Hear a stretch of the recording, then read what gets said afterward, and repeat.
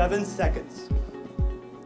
That's how long any of us makes a snap judgment about who we're meeting when we're meeting somebody new. One chance and it's gone forever. So we're going to talk about why a personal brand helps in making sure that whenever you're meeting someone new, you make a powerful, lasting first impression. That is the topic of today's discussion. And before we get started, I want to thank the Alliance for Creative Professional Women for hosting this particular conference and inviting us to attend this. And also, I want to thank Podcast Village because we're actually recording this session and we're going to create a podcast which we'll share with everyone that attended. And if we have your emails, we'll send out a link where you can actually go back and listen to the session once again. And Charlie Burney is actually with Podcast Village. So thank you, Charlie, for supporting this activity. If you're on Twitter, use these particular hashtags, personal branding, and then also ACPW. I put conference, they're putting hashtag ACPW, so you can use that. And then also their handle, which is ACPW_WITCC, and then mine, HM Del Castillo. And I've already tweeted several things earlier today, so if you simply follow me, you can reply or retweet many of the tweets that we sent out from this morning's session. And as I mentioned also, we're going to have 5 lucky winners that will receive a free personal brand and image presence assessment to obtain recommendations on how to improve.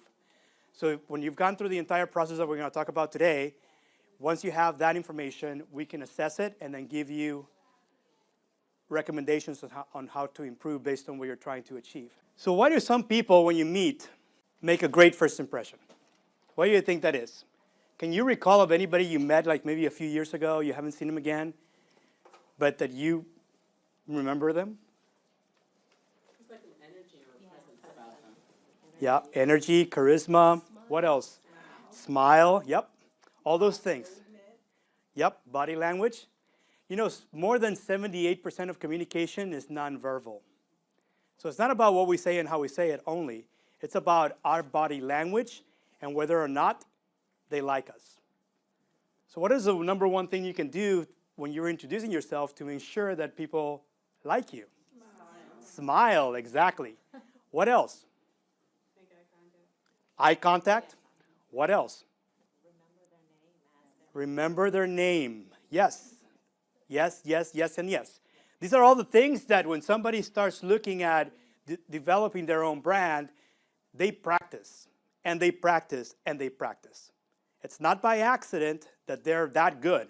Not only is it about people who are famous because they do it, but it's people who end up reaching certain levels in their careers because getting there means that several people need to buy in that they're worthy of being there.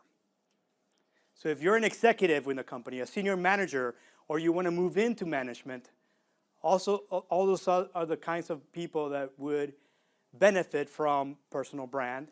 And even people who are in sales, and there's typical professions that all do this because other than that, they won't get enough customers.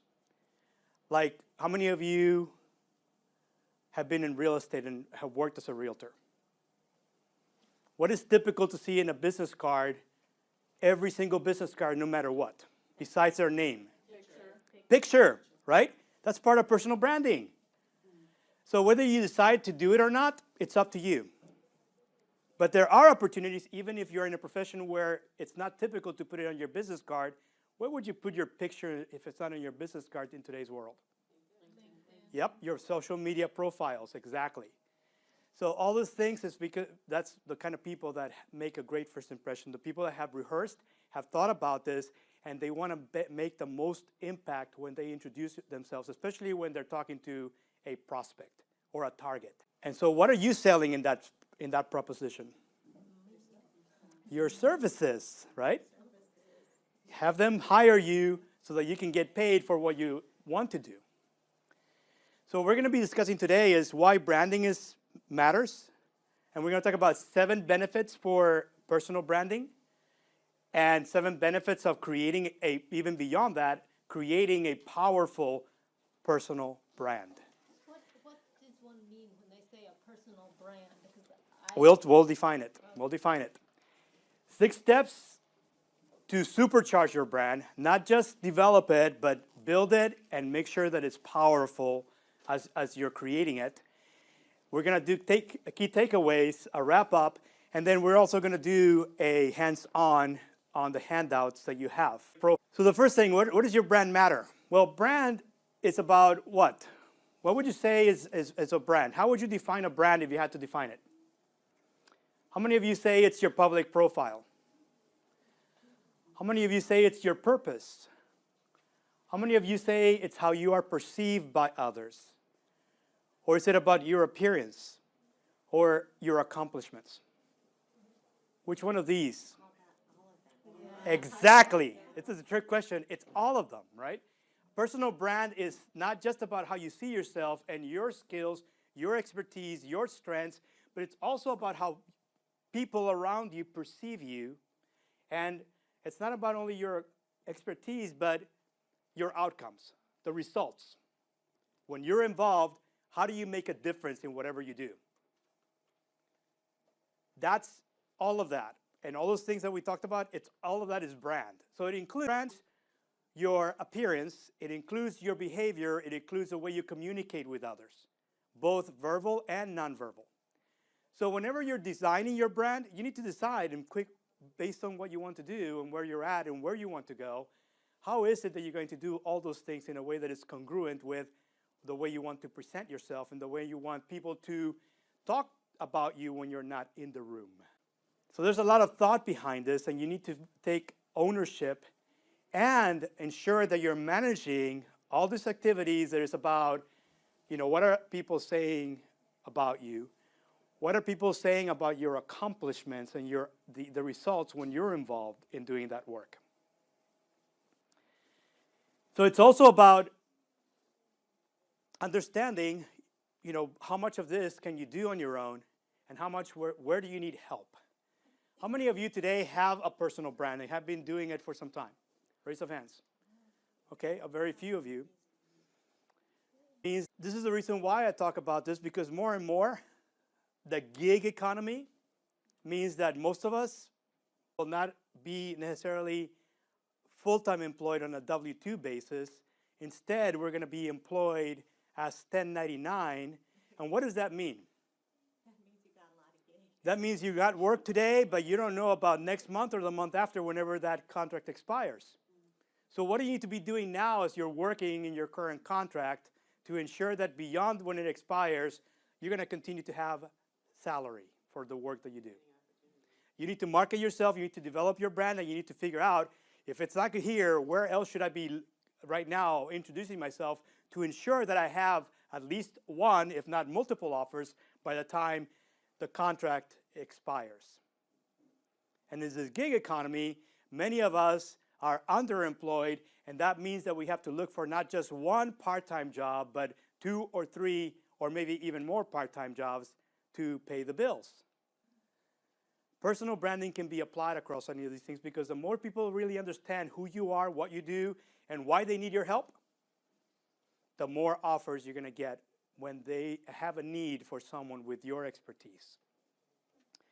So here's the 7 drivers to create a powerful personal brand. First step is a brand tells your story. It's also about establishing credibility and trust. And this is what you need to ensure that you're top of mind whenever something comes up where they need help. It's also about strengthening your leadership skills, because often communicating and saying who you are, what you do, and why they need you, it's about leadership. Even when you're an introvert, you need to do it. You need to figure out, how do you make it in such a way that you feel safe when you're talking to a stranger about what you do and what you have to offer. It's also about building rewarding relationships, because once you have credibility and somebody's trust, that trust creates, at some point, referrals. referrals to new positions, new opportunities, rewarding relationships.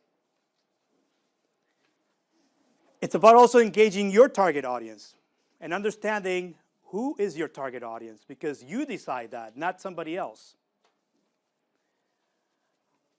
And creating a higher perceived value for yourself in the minds of others. It's also about ensuring that whenever you introduce yourself to the right prospect or your target, because you already have done your homework, that you're making a powerful first impression. So that even the time that you meet them once, they'll remember you again 3 years down the road when they need help. These are the 7 drivers, the benefits of creating a personal brand. Here's what Richard Branson, CEO of Virgin Group, is saying about branding. Saying branding is really everything. And without it, people won't even know who you are, what you do. You might just meet people, they'll forget about you, and often may even be talking bad about you. And in order to be successful, you need to do the first parts right. So we're going to talk about 6 steps, and we're going to go through and talk about some of the questions that you should consider doing. We're not going to go through these questions right now because this is an entire separate workshop that is available if you're interested, but it takes a lot more work, several hours to go through this when you are doing this for the first time.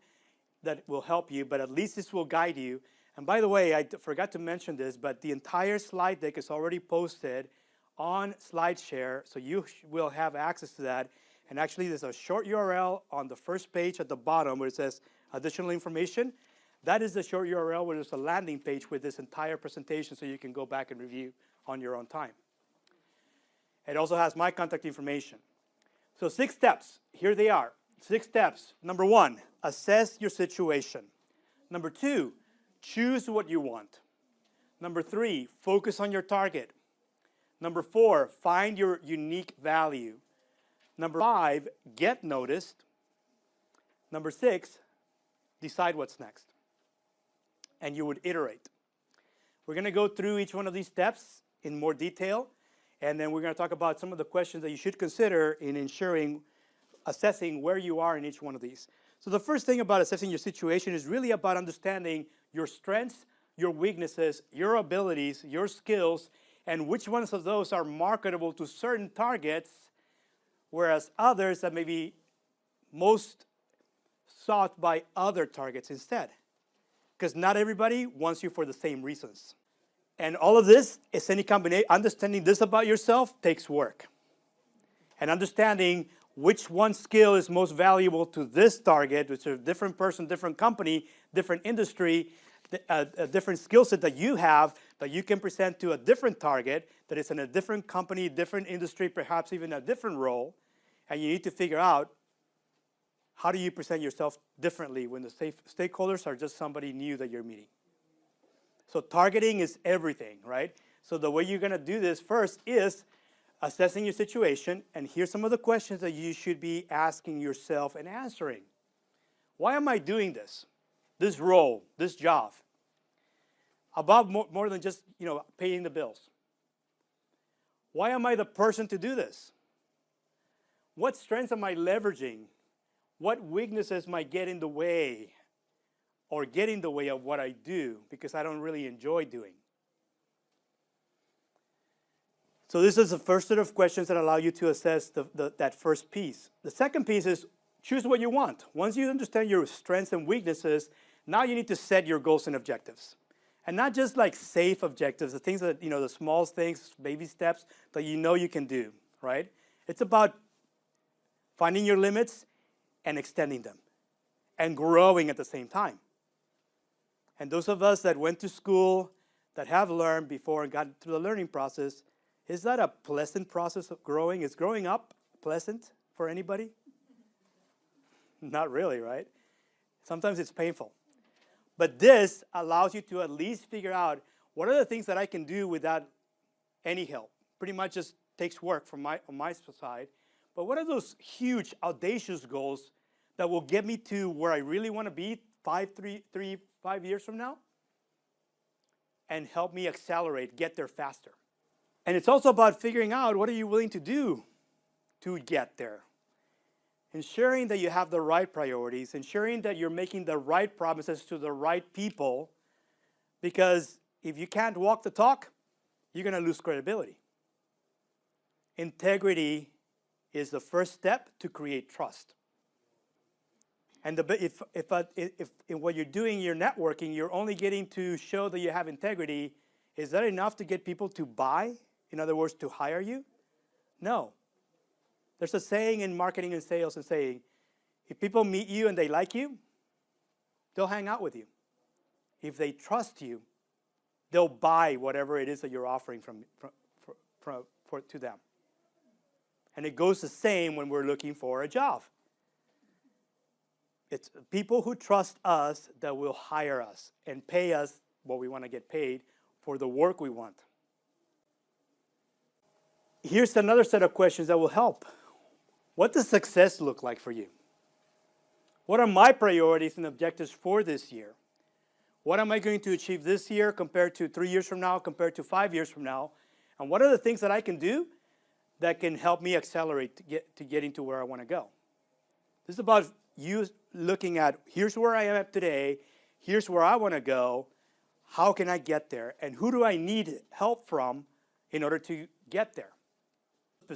Number 3, focus on your target. And your target in this case are either companies and a combination of companies and the people within working for that company. Not only that, but also specific roles, specific functions within that company.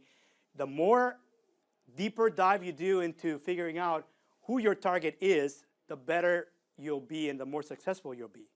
But there's a lot of work because this entails having not just a list of companies you want to work for, but also understanding who are the managers working in that company, and then figuring out where do they hang out? Who are these people? What do they like?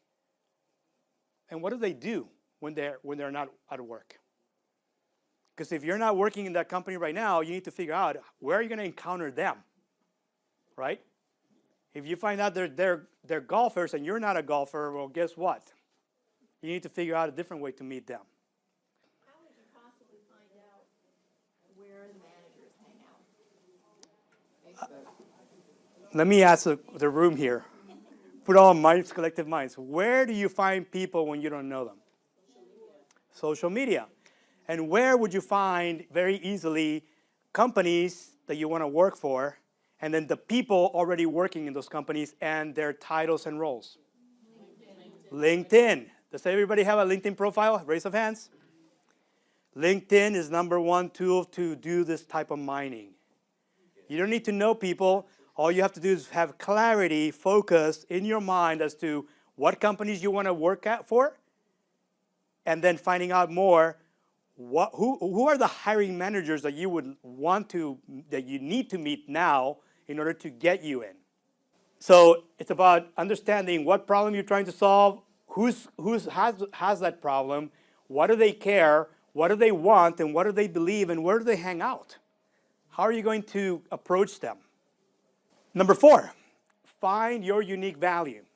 And the value here is understanding in the mind of the company that you want to work for, if this is your own company, you want to get promoted within your company, how are you going to increase the value, your value proposition in the minds of the executives, the senior managers that are already in that company?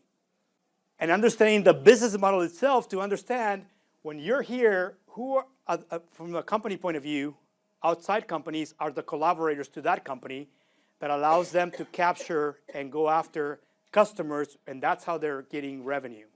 And who are the competitors?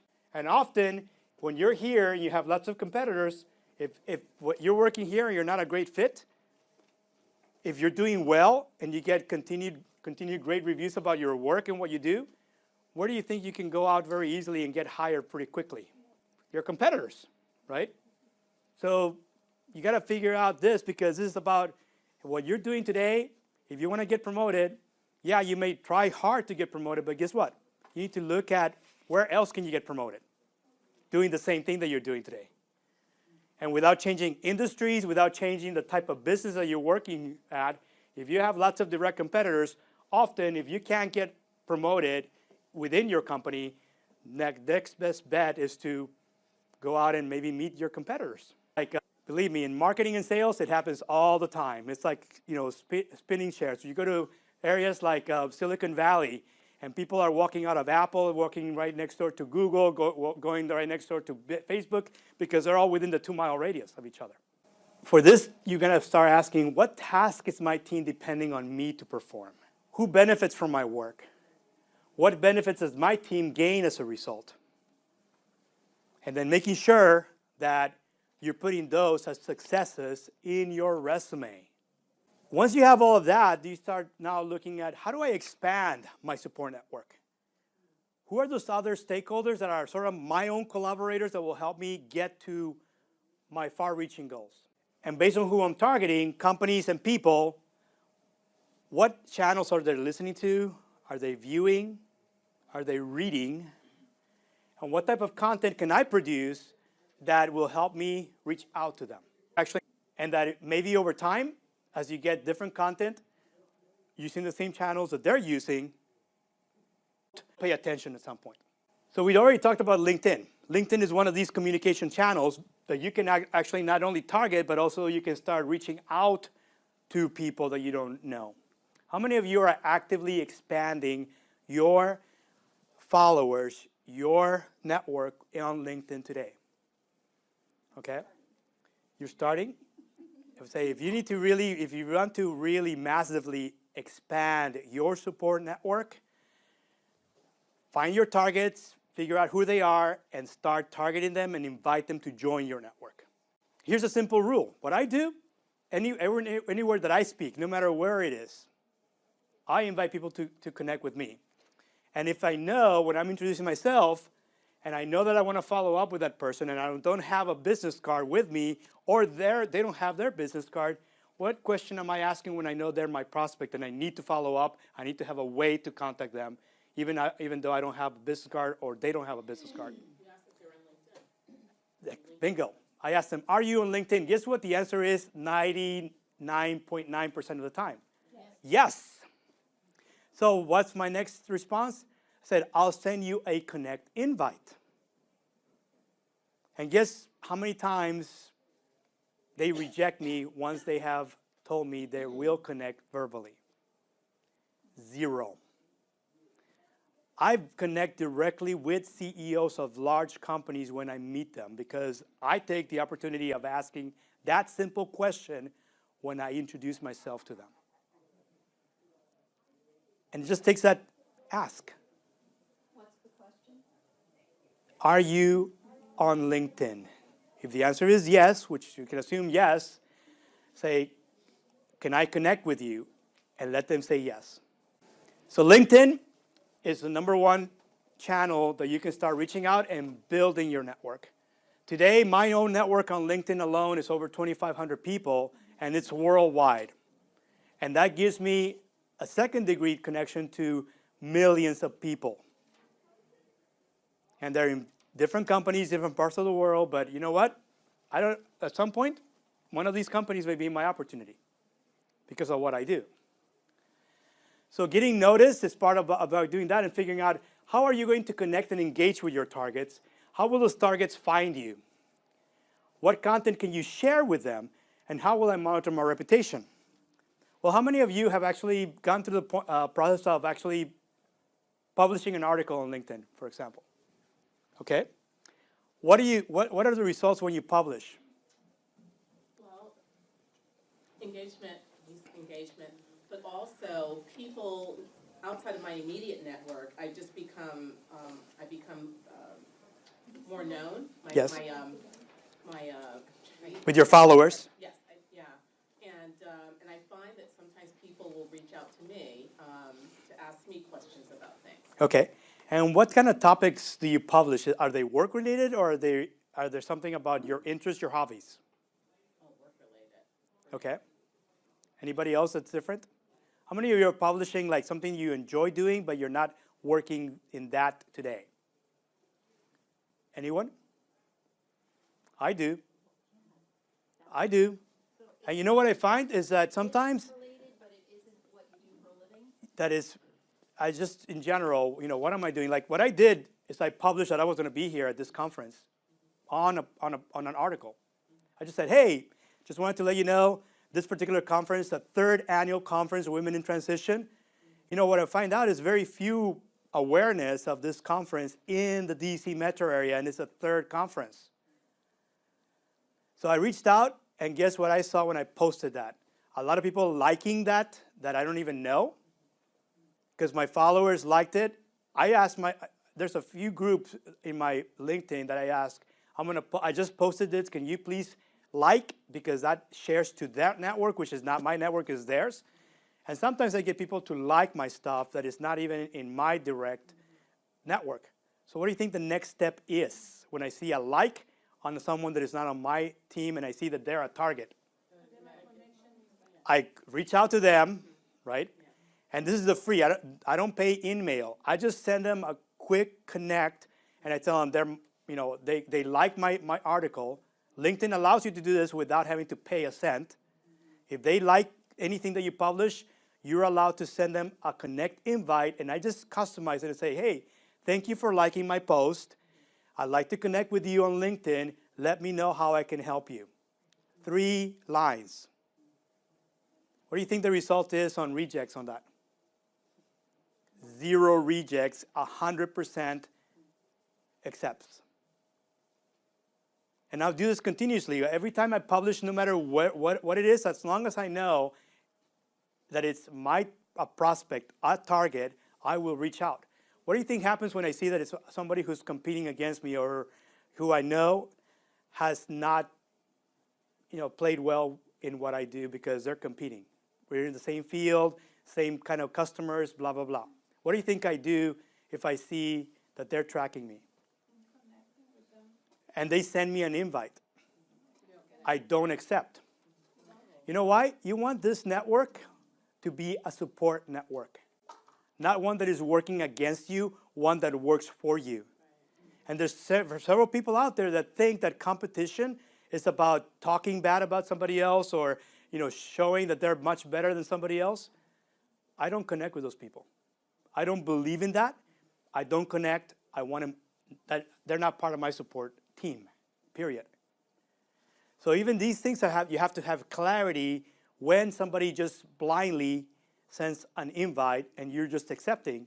You need to kind of ensure, is this my target? Is this somebody that might be part of my support network? And if the answer is no all the way across, do not accept. Yes? So when you say that, are you saying that whenever they talk, the target group or whatever, are they saying negative remarks about? Not necessarily, but you know that when they're advertising themselves, they're advertising the same things that you're offering. They're your competitors, They're your competitors. and they can rate your contacts. Yes, and they can once you share your network, they can target them as well. So I do not allow that. So how do you say you prevent that? If somebody come and try to target you, how do you know that they're out to, come into I look at their profile and I looked at their backgrounds. I mean, I just do a deep dive on their profiles, and I know when I have a competitor in front of me.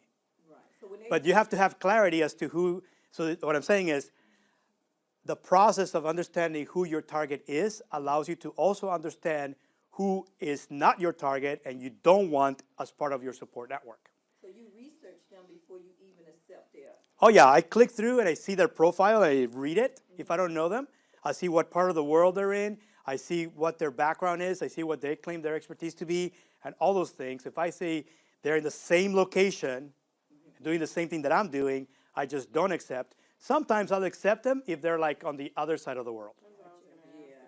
Okay? Because the other side of the world, it's like I want most of my work to be local, right? I do travel and I do have gone around the world for work, but if you've ever done that, it's like not the kind of work that you want to do on an everyday basis, right? So if they're on some other part of the world, they're in Singapore or India or China or whatever, that's fine. So the next one, yes. Does LinkedIn allow you to connect for free if you're only sharing another article, or do you need to create your own? You can share, and if people like your post, because that's called, there's a post which is an article, but there's also a LinkedIn update, which means you like somebody else's update or post, And if somebody likes, or comments to your comment, I would also do the same, because you're allowed, now you're in the conversation, it's called engagement. Once you're engaged on LinkedIn, you can send them a connect invite without knowing them directly. And the free version allows you to do all this as long as you're already engaged on LinkedIn. Step number 6, decide what's next. When I talked about putting together your goals and objectives, most people are working on making their objectives SMART, meaning specific, measurable, attainable, relevant, time-based or time-bound. I say you got to make them smarter, because the smarter piece is about evaluating how you're doing. When this is a yearly goal, a 1-year goal, you're in between evaluating, where am I at, asking yourself, what can I do different that gets me to where I need my objective, and then readjust as needed. Because you can do this in the period of, maybe twice a year, maybe 3 to 4 times a year, once your objectives have been defined for the entire year. And you can start the process all over again. So the question to ask here is, what's next for me? Given where I started and what I planned, what worked, what didn't work, and then put it all in one list. So this is about doing lessons learned and looking at, where do I go from here? Now that I'm here and I've made some progress, maybe not 100% to where I want, but I'm further along at least, what's next for me? Do I continue going in that direction? Do I need to make adjustments? What do I need to do to accelerate? And what you're looking here, lessons learned means you're working smarter, right? Not harder, smarter. Which means that now you're looking for opportunities to make small changes in what you're doing that give you the most impact to accelerate if you want to continue in the same direction, or readjust and figure out what will get you going in a different direction if that's what you want to do. The questions to be asking here is, I know my value, people that I know that are around me know my value. How can I add more value to my network? How can I add more value in the minds of my targets? And how can I strengthen my brand? The more of this that you do, over time, your brand is going to go from a little brand to a medium-sized brand to a much more powerful brand. And that has recognition, whether it's your name, your picture, or any combination of that, that's your brand. And what takes the work, because a picture is only a picture, it's not going to be getting much recognition in this. You distribute it around so that people can remember your face. And if you do your picture with your name, now they remember your face and your name ahead of time. This is how it works. If you don't do enough of this, people will meet you, and they might remember your face and not your name, or the other way around. Every time I do this, whenever I talk, I pre-tweet that I'm going to be a certain place. My tweet account has my picture. My LinkedIn account has the same headshot photo, my name, my credentials. 3 things that are common across everything that is social media for me: photo, name, and my slogan. They're the same throughout, and I work hard to update those on an ongoing basis so that they remain fresh. So here's a summary. Oops, went too fast. When you say that, Hector, if you'll excuse me for jumping in, do you mean that, I'm thinking back of the real estate cards with the picture that's 30 years old. It's not good. Yes, you refresh your headshot because you don't want a 10-year-old, 15-year-old picture. Picture from when they were in their 20s and they're in their 60s. Oh, it went back? Yep, great question. Yes, don't use a picture 15 years ago because you really like that picture. It's got to be authentic. Authenticity is the same as integrity. You need both in order to get trust. And remember, trust is what you need to get people to hire you. Here's the benefits, wrap up.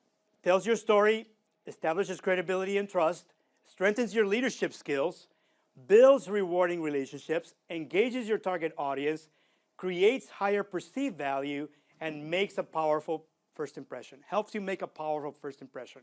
People will remember you for a long time if you're doing this right. And the more you practice, the easier it becomes to you the more confident you get, and you're going to get it right. But it does take practice. Practice makes perfect. The 6 steps summarized here. Number 1, assess your situation. Number 2, choose what you want to do, where you want to be. Number 3, recognize your target. Number 4, find your unique value. Number 5, get noticed. And then number 6, decides what's next, and then go back to square one if you need to. It's an ongoing cycle. And if you're going to do this, sometimes you need help. And it's okay. Make sure that in your support network, you're finding people who can help you. For further reading, there's additional things that are hyperlinked from here, so you can navigate to those things. These are free resources online. And also, upcoming courses that I'm teaching in product management, product marketing, which is what I do. I'm a product management expert, and I actually offer certification courses for professionals who want to ensure that they get recognizable certifications in product management, product marketing. They're coming up in May. These are local courses offered through the 280 Group, which is a consulting firm that I partner with as a certified instructor. Upcoming talks, this talk and other talks that I'm doing around, most of them are around the DC area, are all posted in here, which means you can actually see a description, location, date, and get information. Even if you don't attend, you can sign up and get an email with information when you can actually see the podcast afterwards, or the video, or the slide decks, because they're all posted publicly. You just have to find them. A paid session that is coming up in May that we're doing in Rockville and Tysons. This is the information on this landing page. There's a code that gets you discount, and with this, it will give you a 1-hour session with an image consultant who will help you give you a personalized image and process improvement plan. Meet with me to get an assessment and improvement plan on your personal brand, and then get 3 professional headshot photos for your social media profiles, part of your personal brand, and then also a 1-minute produced personal brand podcast that Charlie at Podcast Village is doing as part of this. And all of these become digital products that you can distribute around in different ways. Whether you're Instagramming a video, or posting this as part of your LinkedIn profile, and then, or even as an update on LinkedIn, and then getting people to really understand who you are, what you do, and where you're going. Because you can pretty much summarize that in 1 minute, just like if you were in an interview. For more information, here's my contact information. Feel free to either contact me via email, look at my talks that are coming up, connect with me on LinkedIn, or follow me on Twitter. Any of these is what I do. And this is an example of my personal brand. The only thing that's missing in here is my tagline. What is your tagline? It's that I transform product-centric companies to outgrow competitors. Outperform competitors. Oh, okay. So I work directly with product-centric companies that need help in getting their entire brand and their product portfolio, turn it from a weak portfolio to a much stronger portfolio, and really get the revenue they're looking for. That's the presentation piece. So any questions on what I talked about? You indicated that we could get all your presentation. Yeah, and it's on the link that says additional information. There's a bit.ly link that says 2017 ACPWCT. That's the landing page. So this entire deck is already posted there. It's got a description, and it's got other links in there that I put in here. And all the links in here are clickable hyperlinks on the presentation itself. You can navigate to other sites if you really want to do a lot of this work on your own.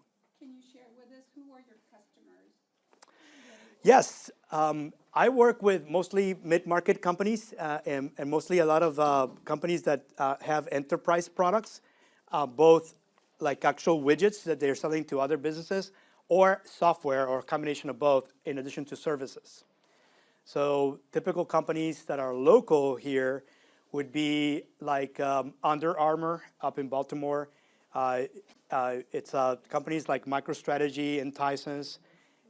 Reston. There's a few other smaller companies that mostly play in the analytics, software analytics, and other things. But pretty much, those are the local companies. I travel around the U.S. Question? Yes. How would you recommend someone who's not in business for themselves to use social media to support their brand? And are you saying that if you're not in business for yourself, are you saying you're working on a W-2 basis? Yeah. Okay. Well, I think that you can actually easily do that, because if you're, even when you're on a W-2, if you're looking for your next opportunity, I would be looking at where do you want to go, or are you happy where you're at? I mean, if you're happy where you're at, and you're just kind of happy with the culture and the way that people get promoted within the company, that's great. I want to ask a question. That's like why use it. My question was, how would you recommend a W-2 employee who's not in business for themselves to use social media to support their brand? Depends on what your interests and your job is. It could be Instagram, it could probably LinkedIn. Well, I mean, no, she's saying LinkedIn specifically. So specifically, I would look for what LinkedIn groups are, about your role and what you do. So if you're an accountant, you can find plenty of accountant LinkedIn groups from across different companies. And they're sharing best practices. They're sharing, ways to do audits, or, those kinds of things. And so it depends on your role in your profession, and look for those groups and join the largest groups possible. One example, just how I got to massively expand my network was by looking at groups that are already there, that are about my profession. There's plenty of product management, product marketing, project management, program management, all of which I've done for different companies, and I chose the largest ones. And some of those happen to be like hundreds of thousands of members in one group. Once I join, I start mining who's there and who are my targets. Because now that you're in the same group, guess what? You can email them for free. This is the best way to expand your network. So if you want to expand and you are an accountant, or you are a doctor, or any profession, look for those groups that may not necessarily be associated with a trade or professional association, but they're there. And I would just look for them and see the size, which you can see, and then join them. I have a question. You said this is your brand, so you have your email address, you have a link to podcasts. Is that what that second thing is? No, this is it's just talks. My talks are online. They're posted online. And you can actually see more information, like, where is this happening? What am I talking about? Who should attend? All of those things are independent pages that I've set up. And then LinkedIn, and then, I don't know what the last thing is. Twitter. Yeah, I don't do Twitter. That's fine. Thank you. But LinkedIn is huge. What was the question you were going to ask? So the question that I was going to ask about LinkedIn is, how many of you have actually found groups, or being looked for groups, and have mined those groups? I found them. You found them? So what's your next step then? What do you do? Once you join, what happens? What happens next when you join a group? You're getting like weekly emails of what others in the group are publishing about, right? So when I first join a group, guess what I would do first? I don't publish. I just listen. Once I see the patterns, the themes, and I see, where there's a lot of chatter, where there's too many people in that knowledge, often I look for gaps. And guess where? When I do publish, I publish on a gap that is still needed by that group. Guess what the results are when I publish, and when I find the gap and I publish something on that gap in that group? What happens to people in that group? They connect with me. They like my material, and then I follow up. Or sometimes they just say, hey, great article, I want to connect with you. And that's what you do to expand your network. Yes? I just want to toss something out there about Twitter, and there may be some people saying, well, I don't have Twitter, I don't know if I need to be active on Twitter, but if you have a target company or someone you're interested in, and you have an interview, you want to have a Twitter account because you want to see what's going on with that company. What are they tweeting about? What's, what's new, what's current is going to be on Twitter. So, it's, you don't necessarily have to tweet, but you can be aware of what's going on. It can help you. Yes. Does everybody have a handout? 2 pages? I want to make sure, because I want to get into the exercise piece for the rest of the session. We'll still go through questions, but I want to make sure that at least you get this process started. I mentioned there's 21 questions here, right? You can go back and answer them on your own, because you're going to have access to the entire slide deck. You're going to need help, because some of these questions you won't even know where to start answering, right? Here's where the step starts. It starts with you creating your own personal brand profile, and this is what you have in here. Page 1, you go behind it. It's got a personal profile with questions. Page 2, and you go on the other side, it's got a blank profile. So put those 2 side by side.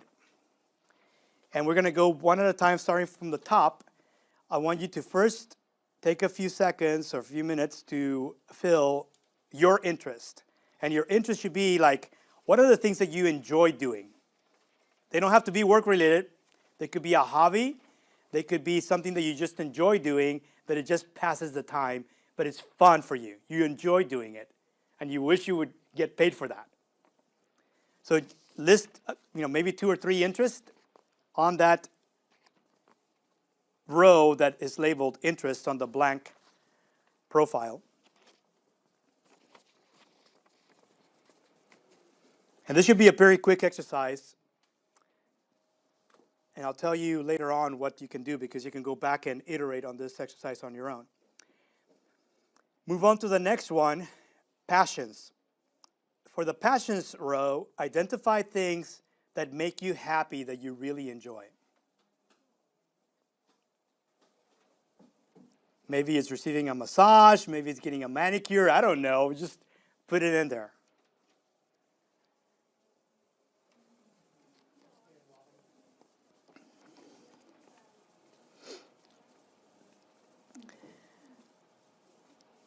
Then move on to the next one and just go back to last week and capture 2 moments that you think are going to stick around for a long time in your mind, because they made an impact emotionally or in your mind. And it could be something as simple as somebody gave you a hug, you had an opportunity to meet somebody and you had a great interaction with that person, or any 2 moments that happened the last week.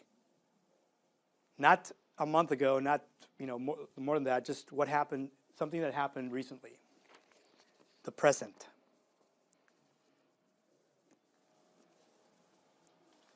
Or it could have been today in your interactions with people. Move on to the next line and identify 3 things that you could do if you won the lottery. And I'm looking for answers that are more than just quit my job. What would you do if you won the lottery? 3 things. 3 things that you always wanted to do that should be in your bucket list, but you haven't gotten to.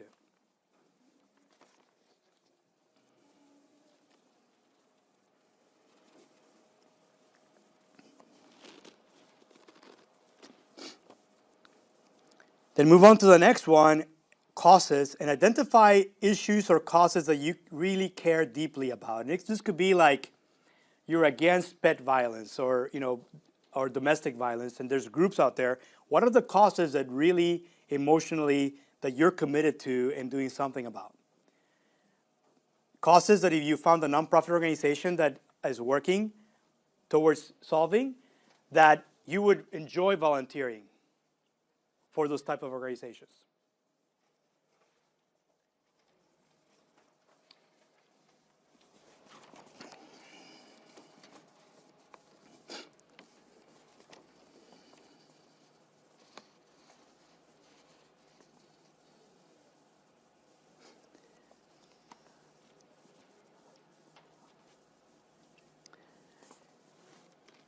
And as you're working on that, then the next one is about values. So identify 3 to 5 values. And values are adjectives, right? This is the way that you would describe yourself. This is the way that you would want to describe yourself during an interview or on your resume when you're creating your summary or in your LinkedIn profile. What 3 adjectives would you use to describe yourself?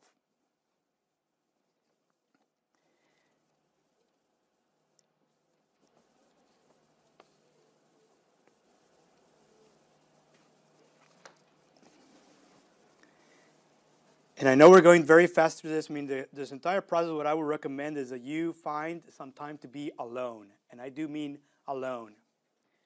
May not necessarily be the home where you're doing this if it's not the right environment for you. But it takes about a good 45 minutes to an hour to go through this form the right way when you're doing this for the first time. Once you do it the first time, it becomes easier. But the first time will take you the longest. Can you give an example of a few values, like what do you mean? Yes. So a value would be like being able to be trustworthy, being able to be reliable, responsible. Those are all values, right? And what are the things that the way that you would like people to describe you, or the way that you describe yourself?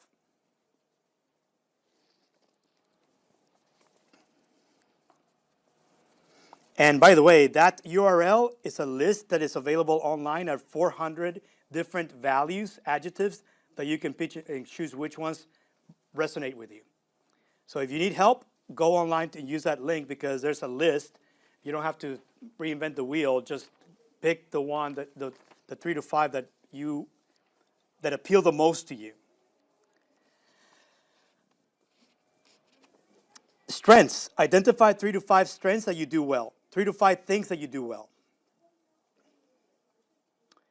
And weaknesses. Identify 3 to 5 things that you don't like to do, you don't enjoy doing, you would rather pay somebody to do because you just don't like to do those things.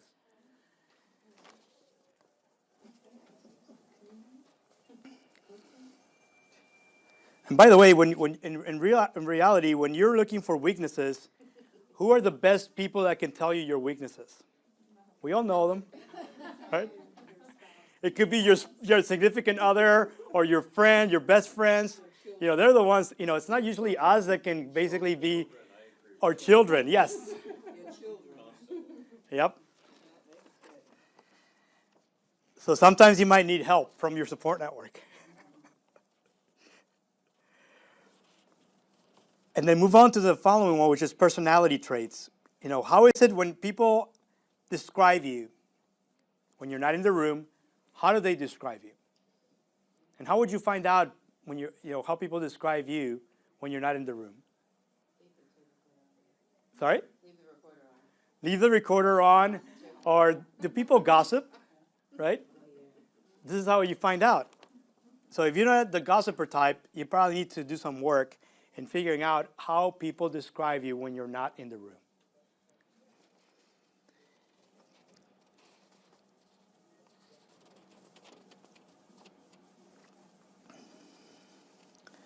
Then move on to past successes, and these may be things that are already in your resume today. Contributions, things that you've done that you're claiming when you're presenting yourself in front of a prospective employer.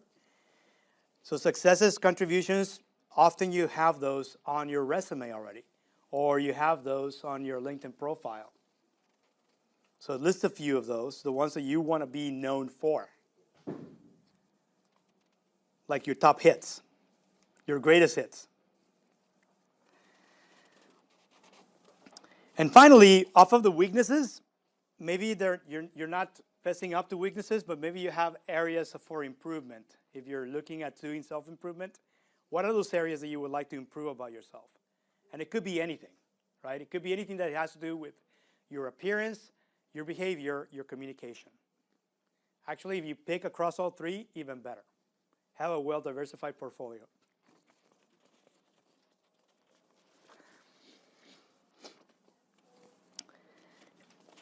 So this is the process that you have. If you've gone through this, all of this stuff is what you need to achieve step one. What was step one? Assess your situation. And what is it about? your strengths, your weaknesses, your abilities, your skills, your expertise, your outcomes. That is step 1. What is step 2? Which means what? Deciding your goals and objectives, and that's the next step. When you do the next row of goals, you're starting to work on step 2 that we talked about. And this is why I say that the first 2 steps, while they sound easy to talk about, when you're actually doing it, it takes work. Because if you haven't done this before, it really takes a good hour to fill out this entire thing. And this entire thing is only about steps 1 and 2. No more than that. The rest, you're going to need some additional help.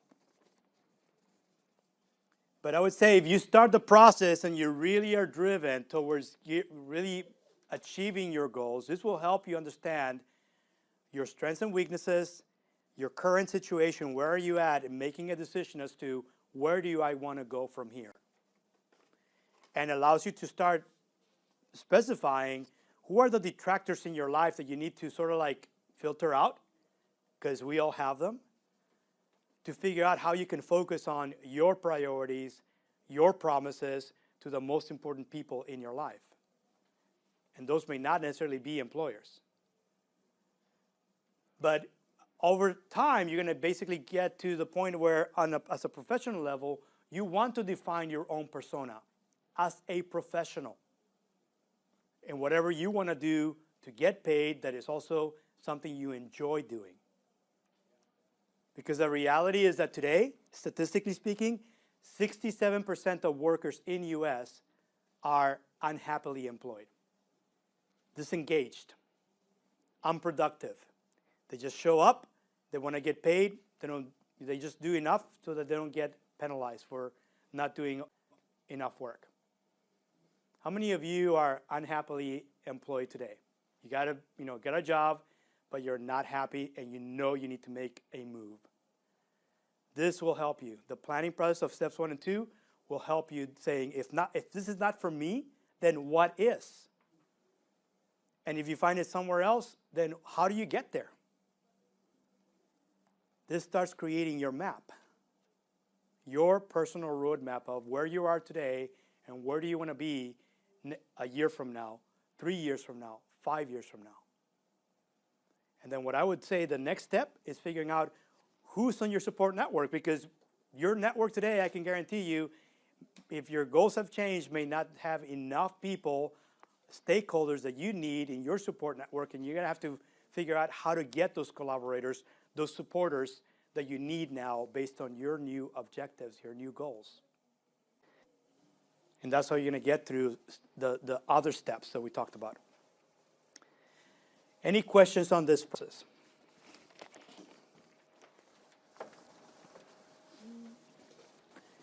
So I want to ask a question before we wrap up. If you go back to your workbooks, there's a question on the last page. I want you to pick something that you learned today, right now, in this session, that you would put in that workbook. The workbook on your program. At the very back, turn it around to the back side. There's a question. It says, what is the question? What does it say right there? What one thing am I going to do Monday morning to keep? Yes, pick one thing that you learned in this session that you're going to do starting on Monday, based on the steps and the things that you went through right now. Make a decision. It doesn't have to be anything big. Pick something small, something that you learned here today that you commit to do starting Monday morning. Why not today or tomorrow? Well, it could be. I would say if you got faith, the first thing is you need help. Pray for help, because I truly believe that if you're a faith-based person, that this process, when you're going through it alone, and depending on the environment and your surroundings and friends and family, things you don't control, you need to maybe assess and reassess how are you going to do what you need to do and achieve what you want to achieve when everybody is pulling you in 1,000 different directions. So pray for help. Pray so that you can get guided on the plan that not only you lay out, but that maybe God lays out for you. Because sometimes we're too busy listening to noise. And this is about removing the noise and getting the strength to really the things that you need to do for yourself and seek help and advice. Any other questions? Well, thank you very much.